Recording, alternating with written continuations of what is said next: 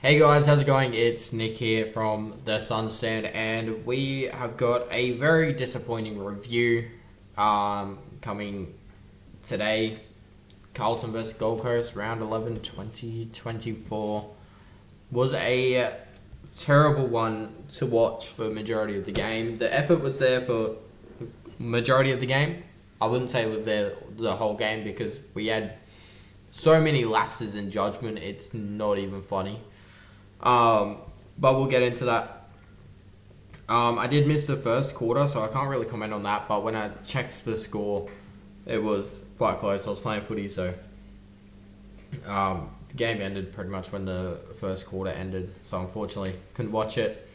But it did seem like it was a very close game. We were at 9 points, the difference at quarter time, and then second quarter we battled through, still trailing. I think it was only 7 points we were trailing at halftime.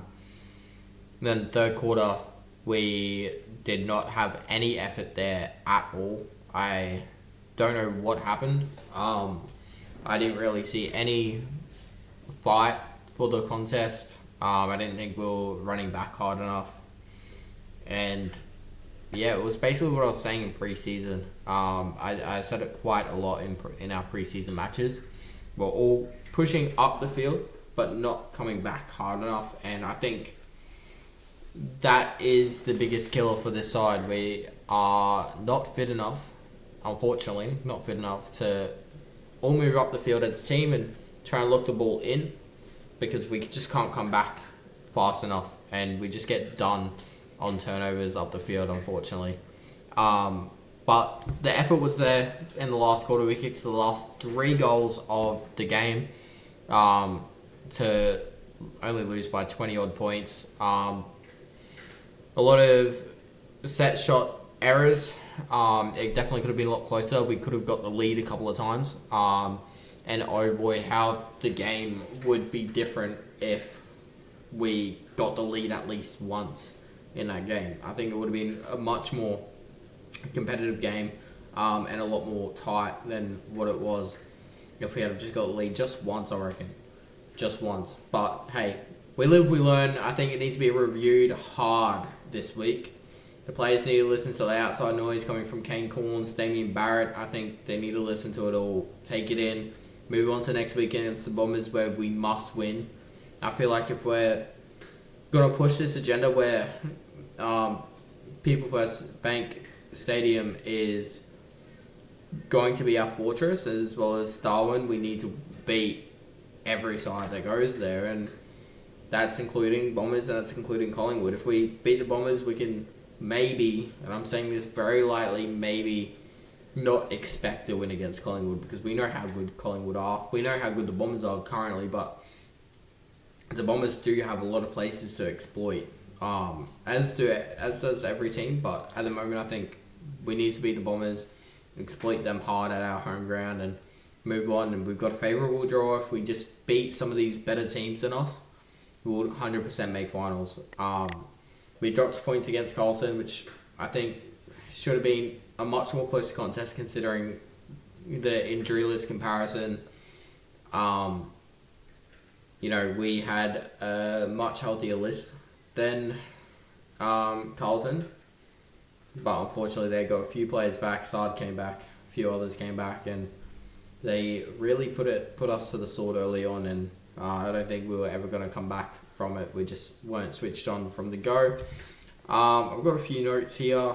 Mac Andrew was moved off of Charlie Curnow late in the game, and I don't see... I'd really like to know what Damien Hardwick says about that. I think all of us as fans aren't really sure why.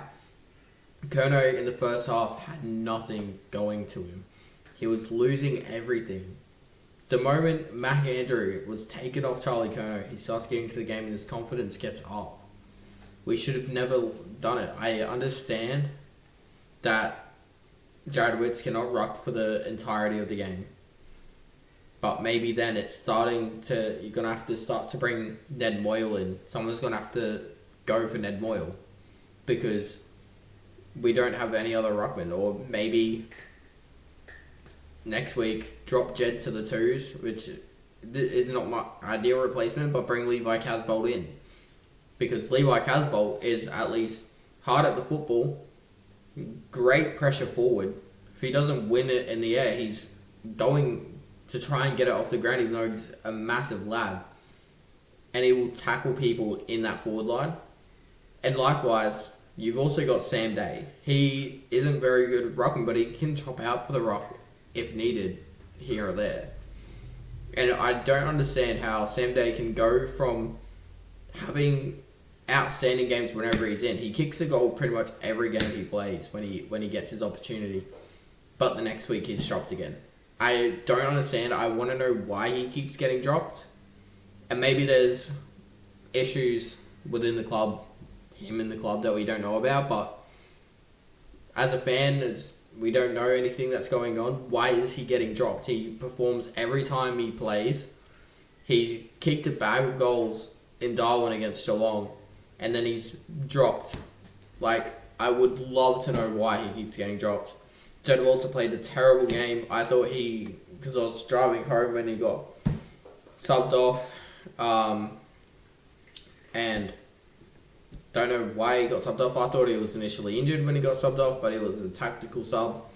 So maybe it is time for Jed to take a hike in the twos for a couple of weeks, learn his body, learn how to crash packs. I was saying this on the Blower Abroad stream on Thursday night, that maybe Jed needs to have some time in the twos, learn his body, learn how to crash packs, and really use his body to his advantage. Because, as I said to Terry, it was when he plays, it's a lot of aggro to the player, not necessarily to the ball where you want it to be. And I think it gets him into a lot of trouble. And, in games like this where you're not seeing much of it, you can't really do that. You have to go to the ball every time, otherwise you're never going to get it. So, look, I'll be very surprised if Jed plays next week. Even if it's 1 week in the twos, I don't really care. He needs to play in the twos, get a bit more confidence up and learn how to use his body. And I'm happy for him to come back in the side. But in the meantime, I think we need a better chop out in the rock for Jared Witts. That's not McAndrew, because when he's pocketing one of the best forwards in the comp, why are we taking him off? It baffled me, and it's reading comments, it's baffled a lot of the Suns fans as well. Lastly, the final topic I want to talk about is the Darwin effect. Week in, week out. Every year in, year out, we go up to Darwin for our 2 block of games during Sir Doug Nicholls round, and then we come back, usually play an away game, but even if we play a home game, we lose.